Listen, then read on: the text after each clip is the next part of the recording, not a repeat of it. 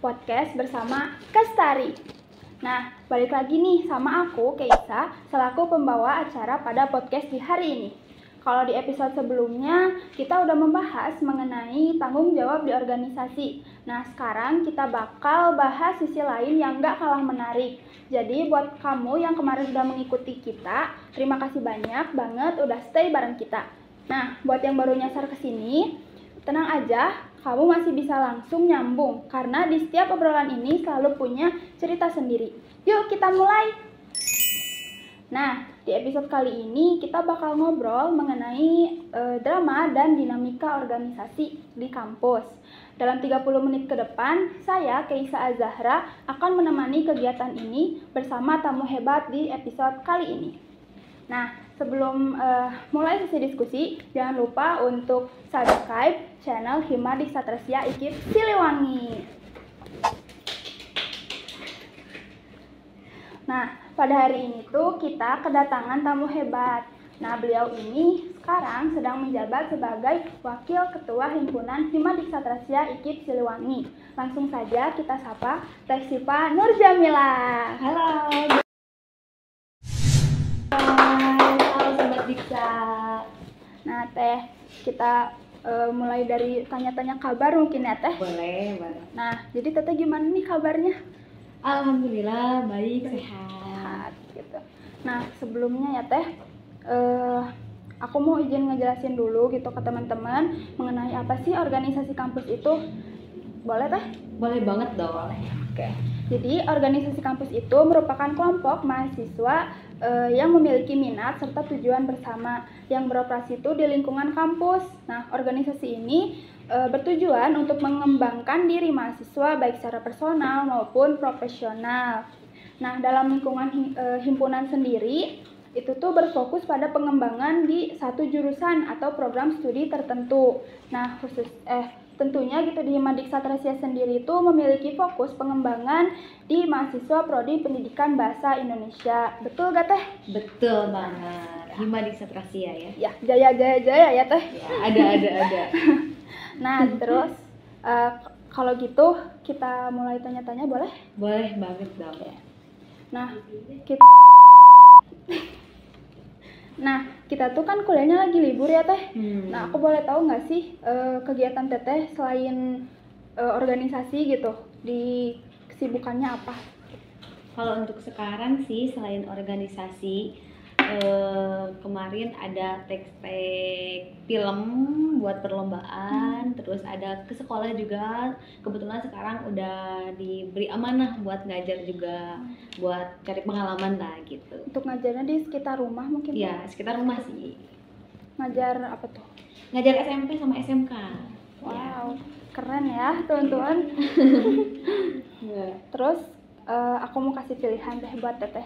Kalau misalkan mending libur kuliah tapi program kerja himpunan yang gak ada habisnya, atau mending masuk kuliah tugas banyak tapi nggak ada program kerja himpunan. Waduh, berat banget ya. Tapi kalau dipikir-pikir mendingan libur tapi banyak kegiatan. Gitu. Kenapa tuh? Karena kalau kegiatan organisasi gitu ya, salah satunya seru lah gitu. Selain kita mencari pengalaman, kita juga mencari relasi dan tentunya teman-teman yang baik, yang seru-seru abis itu pasti jadi memorable di kenangan kita nantinya gitu. Jadi ini apa ya, kita tuh punya memori seneng mungkin Teh, yang diingat terus gitu. Langsung aja ya Teh, kita mulai sesuai tema yang diambil di hari ini, yaitu drama dan dinamika organisasi kampus. Nah, menurut Teteh, apa sih dinamika organisasi?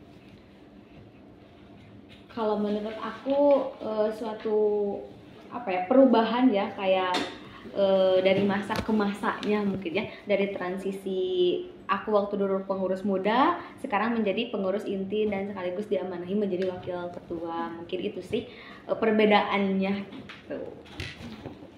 Lanjut ya. Oke, baik. Masih banyak Teh. Waduh, berat banget kayaknya. Kalau dengar kata organisasi kampus, yang pertama kepikiran sama Teteh apa? Programnya kah, dramanya, atau orang-orangnya? Kalau organisasi waktu dulu aku mikirnya kayak orang-orangnya sih.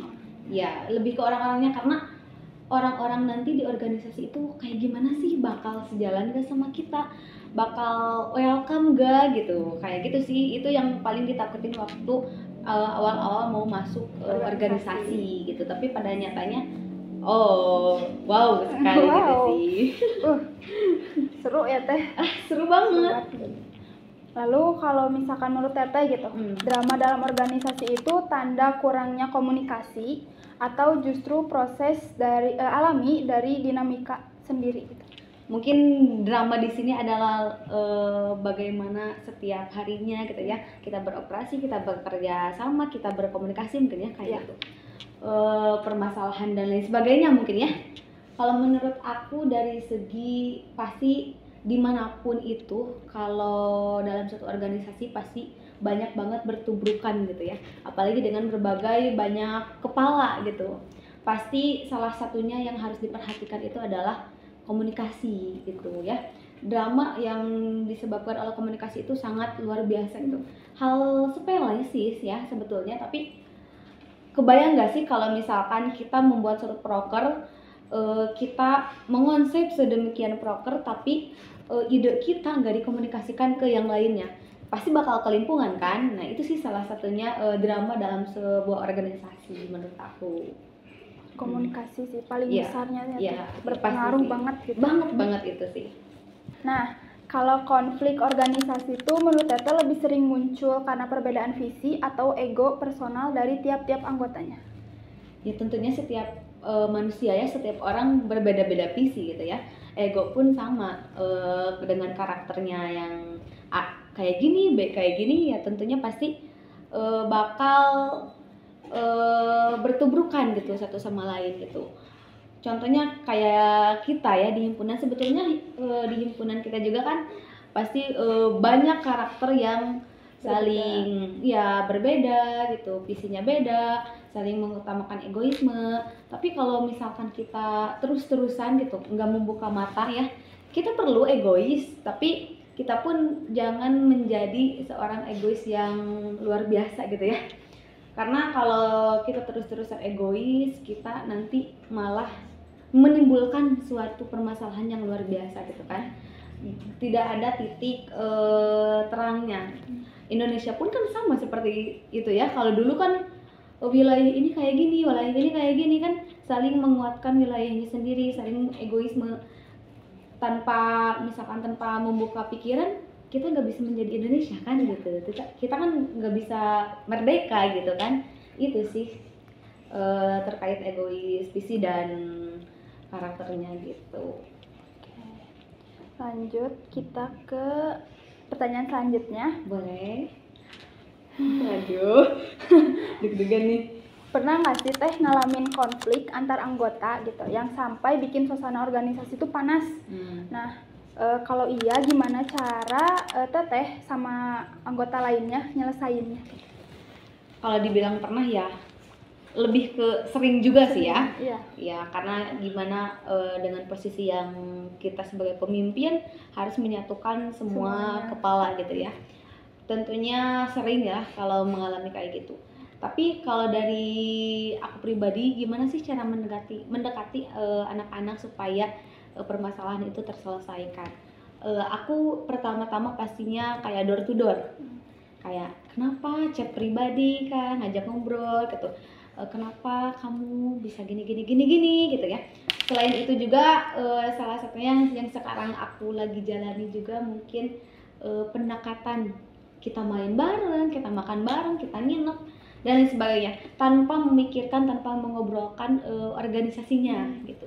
Karena yang kerasa sama aku pun sekarang teman-teman kita gitu ya, 23 dan 24 pun kita sering main, kita sering nginep gitu, ngobrol, main game bareng, Roblox gitu ya.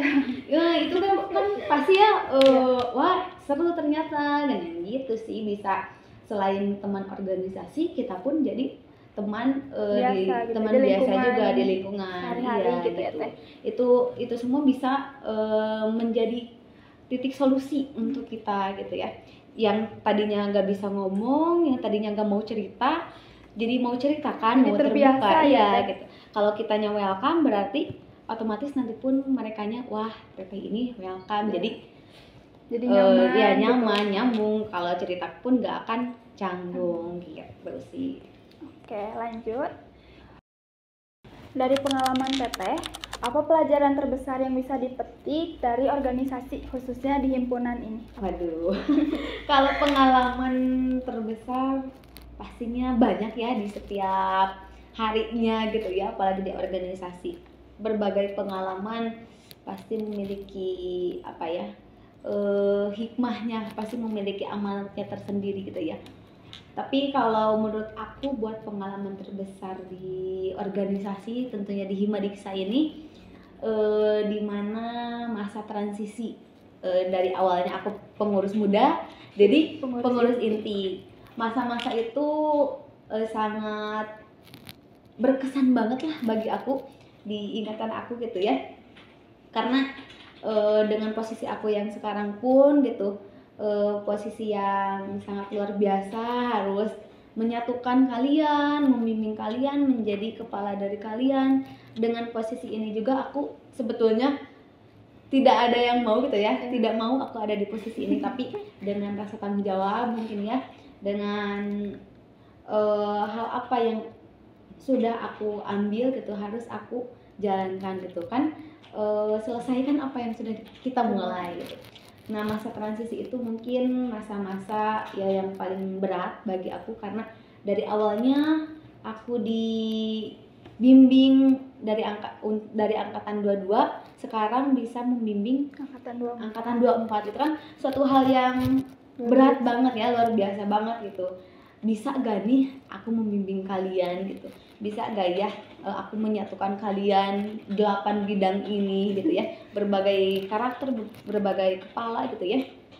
Cuman seiring berjalannya waktu, kita menerima, kita ikhlas gitu ya. Hal yang paling bisa dipetik adalah menurut aku lebih ke diri aku pribadi gitu ya, pengembangan diri aku seperti manajemen waktunya gitu ya, kayak pendewasaannya itu kerasa banget lah dari masa pengurus muda sampai sekarang pengurus inti gitu. Hal yang paling bisa membuat aku membuka mata gitu ya, kayak oh ternyata dengan karakter seperti ini aku harus apa gitu, dengan berbagai masalah aku harus mencari solusinya bagaimana gitu. Itu sih lebih kayak pengembangan diri sendiri sih gitu. Berat juga ya teh? Ya lumayan sih.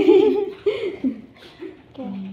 Sekarang sayang banget ya teh udah masuk ke sesi terakhir ternyata. Waduh ya. Itu jadi pertanyaannya tuh kalau pendengar podcast kita itu ada yang lagi bingung nih atau ragu untuk ikut organisasi karena takut dramanya, takut konfliknya, atau pokoknya takut segalanya deh gitu, yang overthinkingnya itu. Untuk berorganisasi ada pesan nggak sih teh atau motivasinya gitu yang teteh kasih agar mereka tuh gak ragu buat masuk organisasi? Itu sih hal yang paling basic ya, pasti semua orang pun merasa seperti itu ya, takut awal-awalnya tuh ya kan gitu, capek, banyak prokeran. Tapi sebetulnya kita gak perlu takut sih, karena kalau niat kita baik, kita pengen mengembangkan diri, kita pengen membranding diri, mencari pengalaman, insya Allah nantinya pun pasti dapat hal yang baik pula gitu ya. Gak ada yang perlu ditakutin di organisasi itu, kayak dramanya yang kayak gitu itu cuman bumbu-bumbu aja teman-teman ya, asli bener kan, cuman bumbu-bumbu aja gitu. Karena dari itu semua kita bisa punya berbagai teman, berbagai pengalaman, kita bisa tahu ini itu pasti tentunya di organisasi. Di luar sana gitu ya, orang-orang yang enggak berorganisasi belum tentu bisa merasakan seperti kita gitu ya. Tapi kita yang di organisasi harus bersyukur juga gitu, bisa mengalami hal-hal seperti ini gitu sih sebetulnya. Jadi intinya jangan takut mencoba juga ya teh, percaya diri sih intinya. Karena sebenarnya kalau kayak drama, konflik itu tuh cuman ketakutan di awal ya teh. Betul. Karena organisasi juga orang-orangnya pada welcome kan, kayak seru-seru abis lah sih gitu. Jadi jangan takut buat berorganisasi, teman-teman. Percaya diri sih ya gitu teman-teman. Ayo deh kita join Himadiksa Transya ini ya. Asik banget deh. Nah, seru banget ya tadi ngobrolinnya mengenai drama dan dinamika organisasi kampus bareng Teh Syifa tadi. Jadi, kalau dipikir-pikir, drama itu bukan cuma soal ribut-ribut doang teman-teman, tapi juga bagian proses dari kita untuk belajar menjadi dewasa. Betul. Nah, buat kamu yang lagi aktif di organisasi, semoga bisa lebih enjoy dan nggak gampang baper. Ingat, organisasi itu bukan hanya soal program kerja, tetapi juga soal cerita-cerita yang nantinya bisa kamu ingat setelah lulus. Sampai ketemu lagi di episode berikutnya di podcast Kestari, tempat semua cerita organisasi jadi hidup. Pantengin terus channel kita ya.